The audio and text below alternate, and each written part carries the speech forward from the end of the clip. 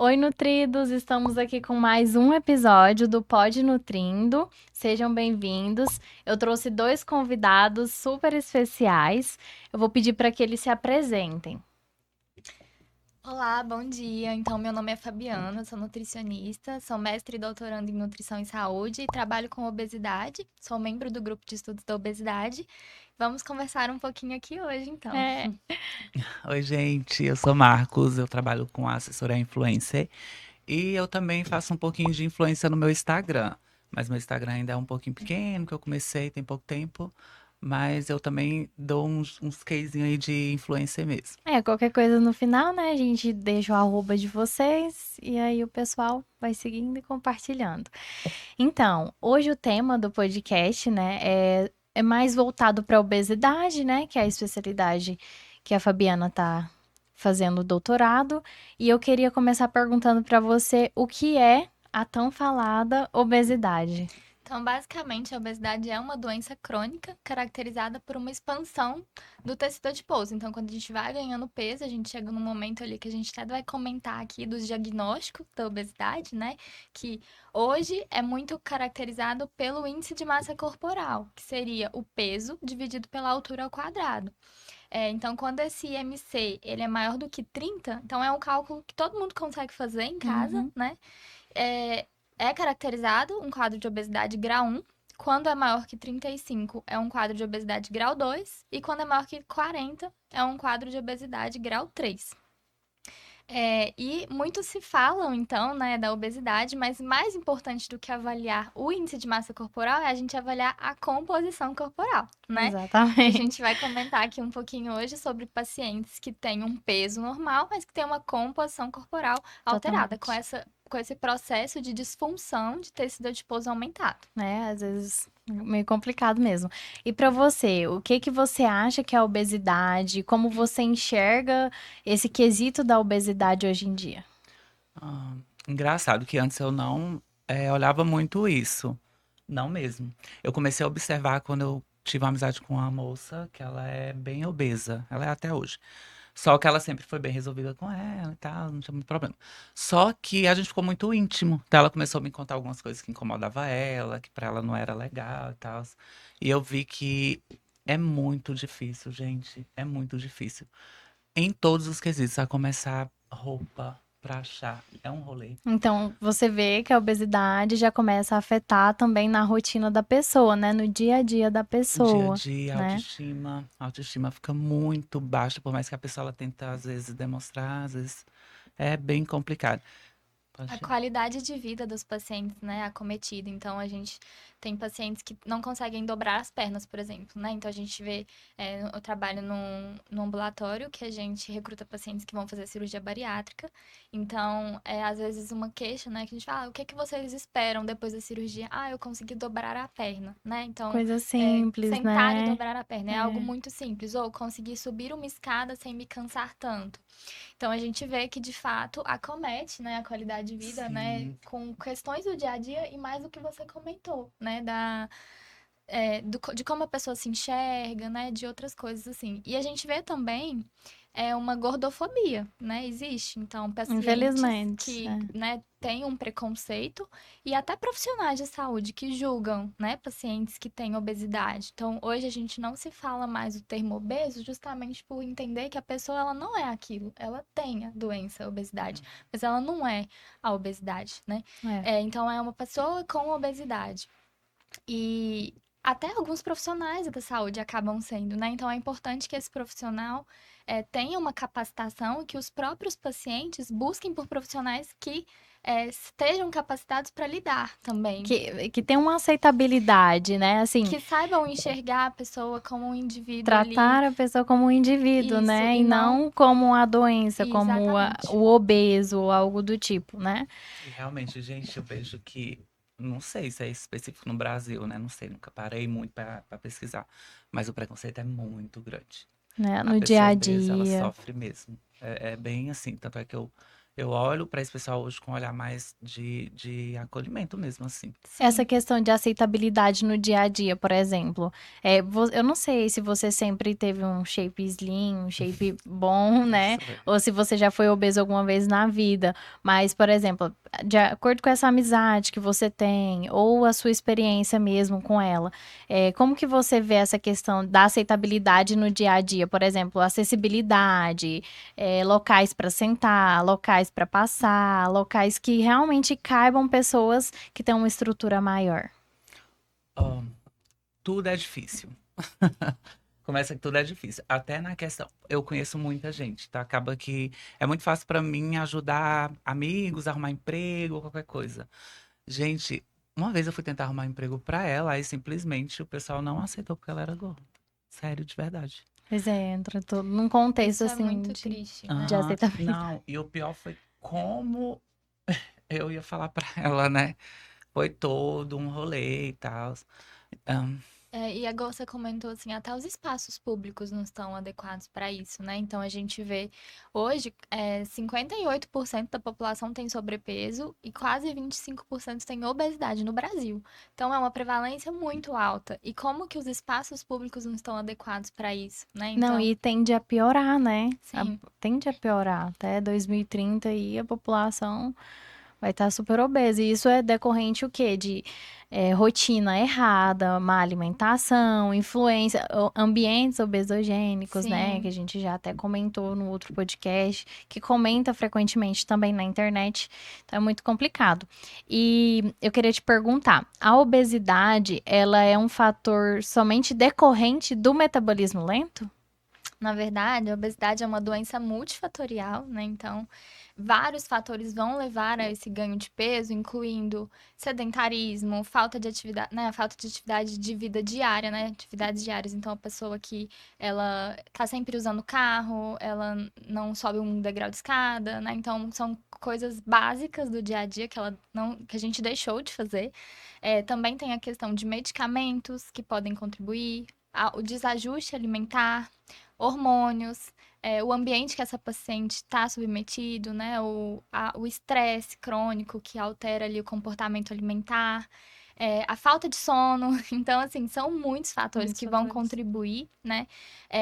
Fatores endocrinológicos são um desses, né? Então, o paciente, igual você falou, o metabolismo lento, se ela tem uma disfunção da tireoide, é um dos fatores que pode contribuir para um pequeno ganho de peso, né? E assim, se a pessoa ela tá muito fadigada, ela pode ter um comprometimento ali na questão de não tem motivação para fazer exercício, porque, né, eu não tô conseguindo nem manter minhas atividades diárias, e aí acaba contribuindo, mas assim, Mas é muito complicado, né? Porque, por exemplo, hoje a gente vê que a pessoa descobre a doença e engordou. Ah, mas o motivo tá na doença que eu descobri, por isso que eu engordo. E não corre atrás de reverter toda essa situação, né?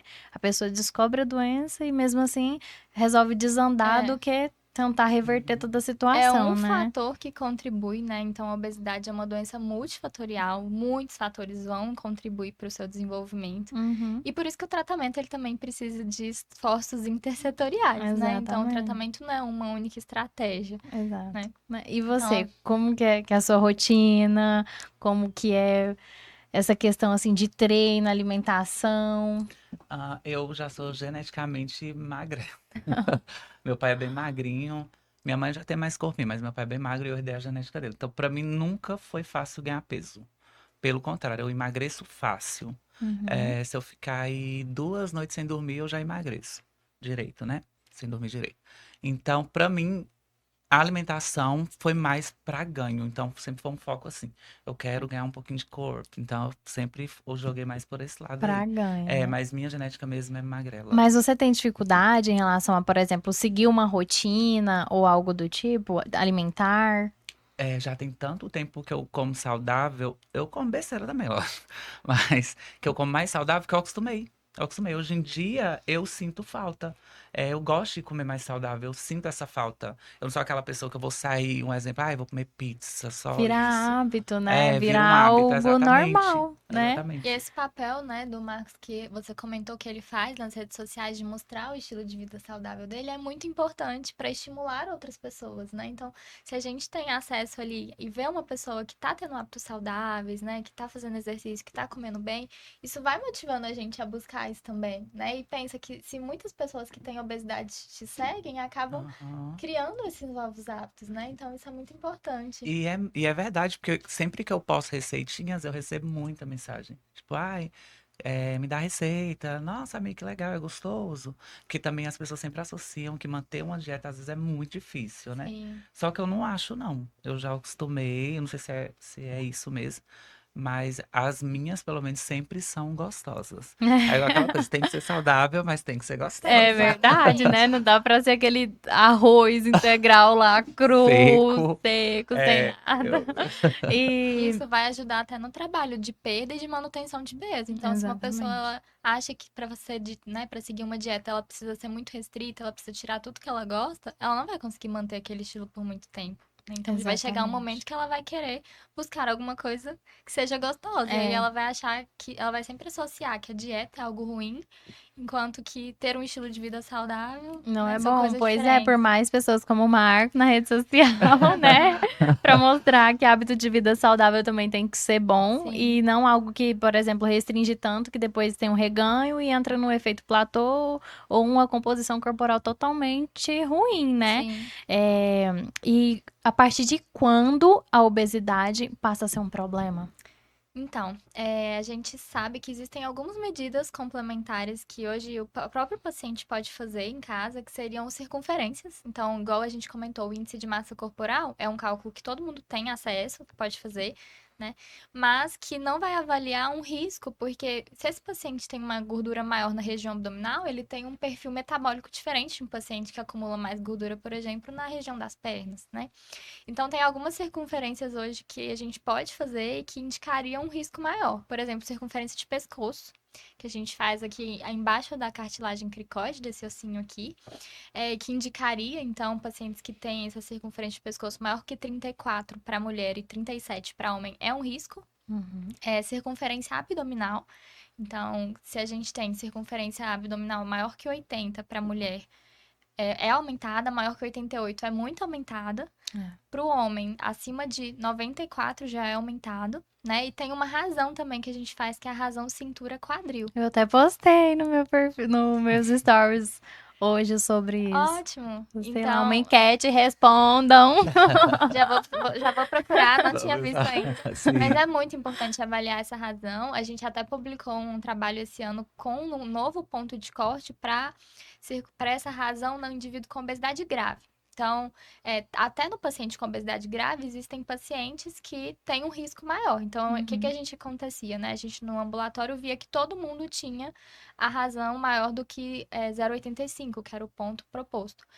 E aí, será que então todo mundo está no mesmo barco? E não, Uhum. então a gente viu que pacientes que tinham maior que 0,92, que foi o ponto de corte que a gente propôs, é, né, essas mesmas mulheres que tinham o mesmo índice de massa corporal, quem tinha essa razão maior que 0,92 tinha maior risco metabólico. Então, tinha alteração de glicemia, outros parâmetros associados. E isso sim é um risco, né? Predisposição para doenças cardiovasculares Exatamente. também, né? Então, esses marcadores indiretos que a gente faz de circunferência, na verdade, eles vão sinalizar ali como é que está o perfil lipídico, né? O colesterol, triglicerídeos, o HDL, como que está a insulina do paciente, glicemia. Então, se existe um risco maior para ter uma pressão alta. Então, esses marcadores são indiretos para avaliar isso.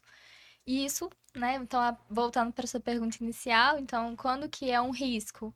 Quando esses marcadores estão alterados. Então, a obesidade, ela eleva o risco de várias doenças crônicas, incluindo doenças cardiovasculares, diabetes, a pressão alta, vários tipos de câncer, várias outras alterações. Então, a gente precisa, sim, prevenir. É. E você já fez algum acompanhamento com um nutricionista antes? Ou você faz assim, da Da cabeça e é o que tá cabeça. funcionando? Hoje em dia tá sendo da cabeça. É, mas você já fez acompanhamento antes? Fiz bem no início, assim, quando eu comecei a malhar. Já tem um tempo que eu malho.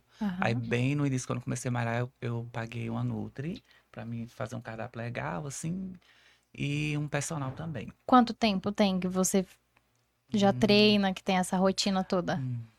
Nossa, que eu treino, gente, deve ter aí uns 15 anos. 15 Muito anos, tempo. nossa, muito É, tempo. só que assim, eu parei um tempo, porque eu tive que fazer um tratamento dentário que me tomou muito tempo. Então eu tive que parar, que era aquela coisa. Um dia eu tava no dentista, outro dia eu tava em casa. E aí eu tive que dar uma parada. Então, jogando aí uns 10 anos. Vamos 10 dizer que eu fiquei anos. parado aí uns 3 Mas isso assim é anos. muito tempo, né? E é É muito um tempo. incentivo muito bom Então, pra. a gente já vê que já passou, né? Já criou a rotina mesmo, Já né? criei a Já tem esse hábito rotina. estabelecido. É, Quando não vou, fico me sentindo super estranho. pois Sim. é, e Aham. a gente vê com essa fala dele que não é algo que a gente cria, por exemplo, de meses, né? É algo de anos, né? Então não tem Sim, como, mesmo você tendo parado, você viu que é Sim, essencial, e né? voltou. E voltou, né? Então E o tem todo. tratamento da obesidade, ele precisa ser assim. Então, não é algo que a gente vai pensar em pontualmente, né? É um tratamento para a vida toda. Então, o estilo de vida saudável, né? Então, comer bem, fazer exercício, vai ter que perdurar a vida toda. Não vai chegar um momento que a gente, agora eu tô no meu peso, adequado, Ideal. então eu já vou, não preciso mais disso. Não Não preciso existe comer, não isso, né? preciso fazer exercício físico e tá tudo ok, né? A obesidade é muito mais complexa. E essa questão, por exemplo, do IMC, que você tinha até me mostrado uma foto antes, eu não sei se a gente consegue colocar a imagem na tela para o pessoal ver, depois eu vou ver com o pessoal. Como que é essa questão, por exemplo, IMC igual e índice de gordura totalmente diferente. Então, o que a gente entra aqui é um pouco sobre composições corporais, né? Sim, então tem pacientes que têm o índice de massa corporal dentro da normalidade, que seria ali o IMC de 18,5 a 24,9, mas que tem um percentual de gordura aumentado. Tem o mesmo risco de um paciente que tem, às Obesidade. vezes, e se o paciente tem ali, né, baixa massa muscular, às vezes nem sempre por um excesso de gordura corporal, mas por uma baixa massa muscular que esse percentual de gordura fica aumentado, é um paciente que tem um risco. Pois é, e eu queria que você falasse, né, já que você está se especializando, qual que é a consequência disso? Baixa massa muscular e gordura aumentada.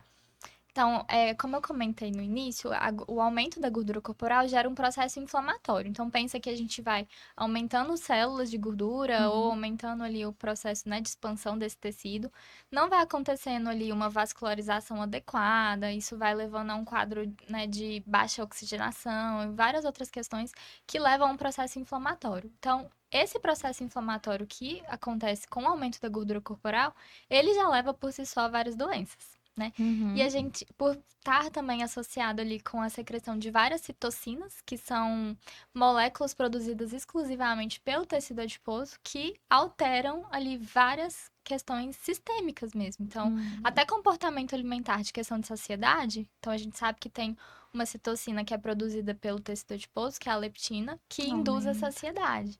Só que no paciente que tem obesidade, ela aumenta muito e gera uma resistência à ação da leptina. Ou seja, é um paciente que tem muita leptina, mas ela não funciona. Então, ele tem dificuldade de controle de saciedade. Pois é, essa questão da obesidade é muito complicada, né? Porque a gente pensa também que o indivíduo obeso, ele quer ser obeso, né? E na verdade, eu acho que É muito muita difícil para gente. ele perder peso. E aí o pessoal até julga, né?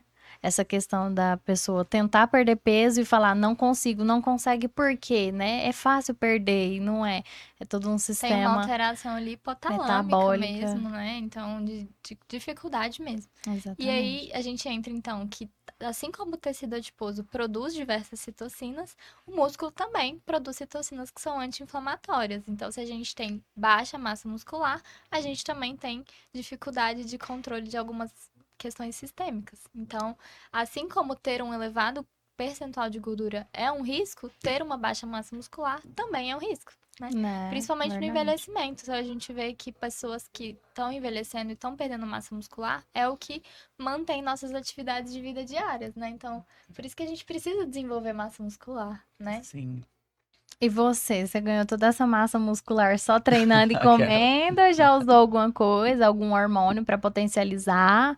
Ou é só a rotina mesmo de treino de 10 de anos 10 aí? anos, né? Todo mundo acha que eu já tomei, né? Hormônio. Todo mundo. Pensa, já tomou, já tomou. Mas eu nunca tomei. Eu sempre tive um alimento. Eu sempre fui mais fácil definir. Então, às vezes, é como eu falo, talvez quem me vê por foto pensa que eu sou grandão, não sei o quê. Mas é grandão, Eu, né? Você acha que não, mas Ah, você é bem definido, né? eu sou mais pro definido, é isso mesmo. Hoje em dia eu gosto, mas teve uma época que eu queria muito, gente, esse lance. Por mais que a pessoa ali, a pessoa mais gordinha, ela sofre por ser gordinha, eu sofria por ser magrelo, vocês acreditam? Eu sofri todo tipo de Não, hoje preconceito aí. ninguém tá feliz com o corpo do outro. Ou é magro Nunca. demais, ou é gordo demais, e se você não tá no padrão, Nossa Senhora, né? Exatamente. Então eu queria sempre ganhar peso, então eu sempre corria atrás de ganhar peso. Eu cheguei a tomar altos remédios para engordar, só que eu não engordava. Eu não engordava. Eu comecei realmente a ganhar uma massa depois que eu comecei a fazer uma alimentação bem saudável mesmo. Aí eu Uhum. foquei. Então, hoje em dia eu não sou tão paranoico, mas teve uma época que eu era bem paranoico com a academia. De De pesar, pesar, e todo meu dia. Deus do céu, domingo, se desse, eu ia. Só que aí hoje em dia eu sou mais de boa. Era realmente paranoia. Se eu não fosse, eu já achava que eu emagreci e tal. Então também existe o lado do magrelo que também sofre aí um. Pra poder ganhar, né? Aham, Pois é, nem tudo é só difícil pro obeso, né? Pro magro também é difícil. sim. E uma pergunta que eu queria te fazer: o falso magro é obeso também? Então, igual a gente estava comentando, são os indivíduos que a gente chama de TOF. Então, é thin outside and fat inside, ou seja, magros por fora, mas né, com um Uhum. excesso de gordura por Por dentro. dentro. Então, qual a sua pergunta? Se eles são? São obesos Ah, também. tá. Eles vão ter sim um excesso de gordura corporal e vão ter então esse risco, né, metabólico, é, principalmente de doenças cardiovasculares. Então, às vezes, se a gente pega esse indivíduo, tem um índice de massa corporal adequado e tem um percentual de gordura aumentado, se a gente for fazer um exame, a gente não vai achar que tem alterações, mas tem. Uhum, exato. Eu tive uma experiência, duas pacientes, na verdade, que chegaram no consultório, aparentemente, que é o que ela falou, por fora, nossa, tudo ok, um corpo maravilhoso, né? Mas fazendo o exame de bioimpedância, a gente vê que a porcentagem de gordura é bem mais alta do que a massa muscular. E aí é todo um complexo para poder reverter essa situação, de perder aquela gordura e reverter não, ganhar a massa muscular, né? E nos seus exames, quando você fez o acompanhamento com a nutricionista, você chegou a fazer a bioimpedância para Acredito que ver o Marcos nunca teve esse problema de ter um excesso de excesso de gordura, gordura, né? né? Então, De ser dele um era falso mais fácil ele magro. dar mais dificuldade para ganhar massa muscular, mas também para ganhar gordura, né? Pra ganhar gordura. É. Depois que eu fiz 28 anos, eu senti que eu ganhei umas gordurinhas localizadas, assim, clote, que até inclusive me incomoda. É loucura falar, porque as pessoas até falam, ah, eu acho que tem gordura aí, mas tem um pouquinho de gordura ali. Quando eu fiz exame de rotina tem um tempinho, assim, deve ter quase um ano. Deu tudo ok, igual ela realmente falou. Eu não tinha assim, pelo contrário, ela ainda pediu pra mim ganhar mais um pouquinho, porque minha gordura tava um pouquinho abaixo, Do mas que do deveria, que olha deveria. só, né? Então, aí eu lembro que eu corri muito atrás e eu tenho até que fazer um próximo exame. Vou marcar aí agora. Mas, gente, eu tenho gordurinha. Ai, gente, meu Deus do céu. Ai, tô perdida aqui, Eu vou beber um pouquinho de água. né? Ai, perdi. Falta? Pensando na questão da obesidade, quais eram as outras perguntas que você tinha anotado? Deixa eu até pegar aqui, que eu acho que até... É, acho que tratamento, né? Vamos A falar do gente não tratamento, falou então. um pouco sobre o Sim. tratamento da obesidade, né?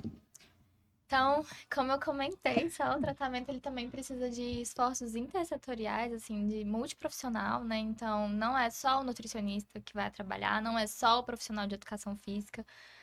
Muitas vezes vai precisar de utilização de medicamentos, e aí isso é com o médico, né? Com o endocrinologista ou com outras áreas da medicina que também podem atuar, mas por que que a gente fala isso? Porque a obesidade é uma doença crônica, né? E muitas vezes é muito difícil para o paciente conseguir manter ali o plano alimentar, até pela essa questão alterada que a gente comentou das citocinas que alteram o controle de saciedade. Então, é um paciente que tem mais fome. Então, às vezes, o uso de medicamento vai auxiliar ali a criar um novo estilo de vida, né? E claro que não vai ser para sempre essa utilização, por isso que precisa mudar o estilo de vida. Então, só o medicamento também sozinho, ele não vai fazer nenhum milagre, né? Uhum. E precisa estar muito ajustado isso, né? De conversar com o médico também. Então, se o paciente ele perde total a fome, o medicamento ele não tá certo.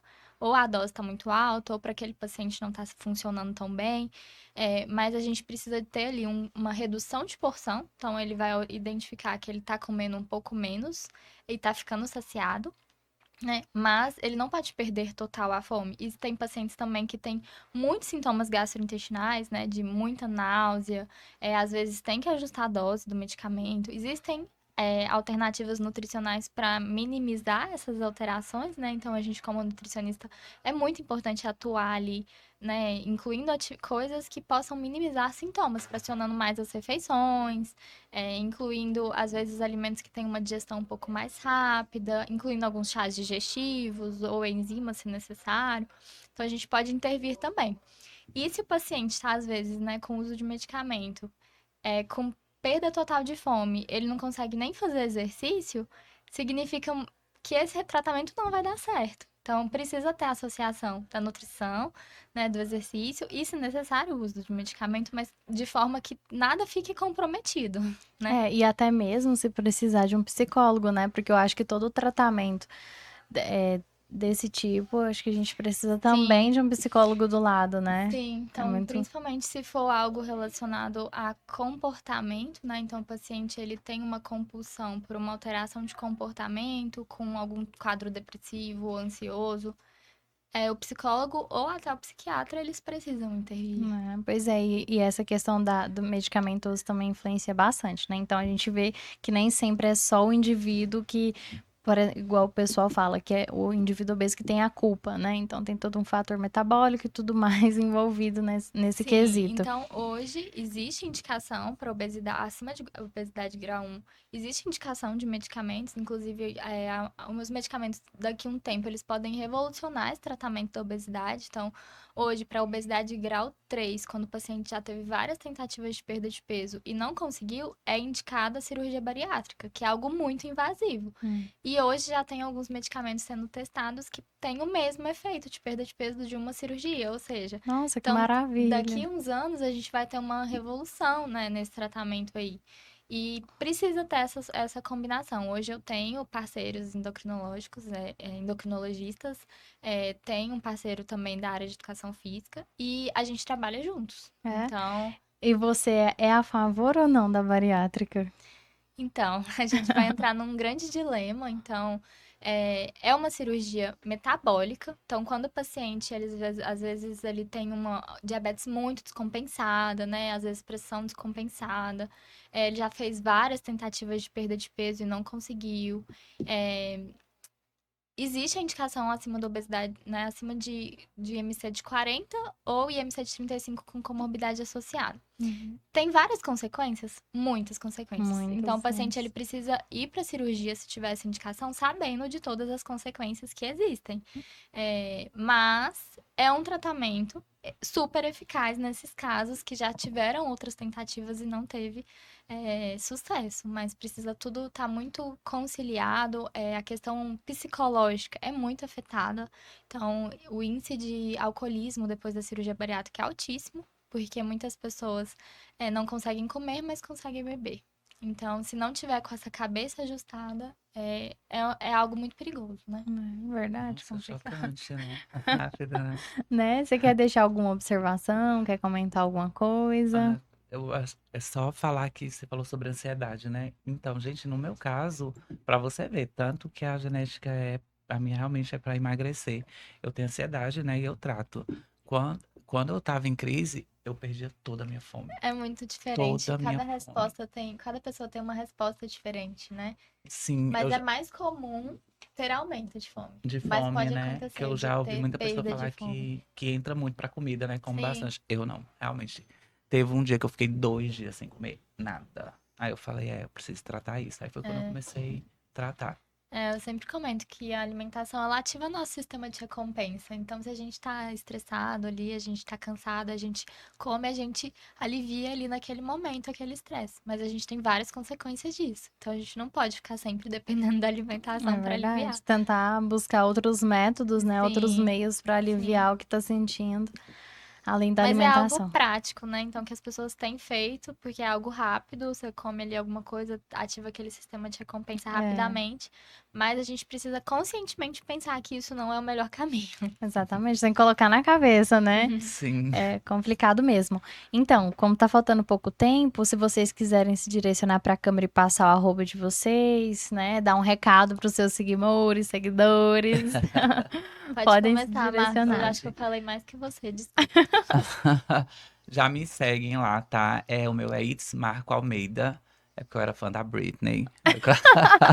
Aí eu peguei o It's dela. Foi uma cópia, mas uma cópia de fã. E aí lá eu posto meu dia a dia, eu posto alimentação saudável, eu posto lugares também, porque às vezes é difícil você achar lugares que tem comida saudável. Então eu posto também. Oh, Sempre que eu tô num lugar legal. saudável, assim, eu falo. E eu sei que o pessoal gosta. E é isso, gente. Me seguem lá. Hello Babies, bom dia. Meu bordão, vocês já sabem. E é isso, gente. E E o, obrigado. e o seu? Meu nome é Fabiana, meu Instagram é Fabiana Katá, é Kattah, então é o meu sobrenome.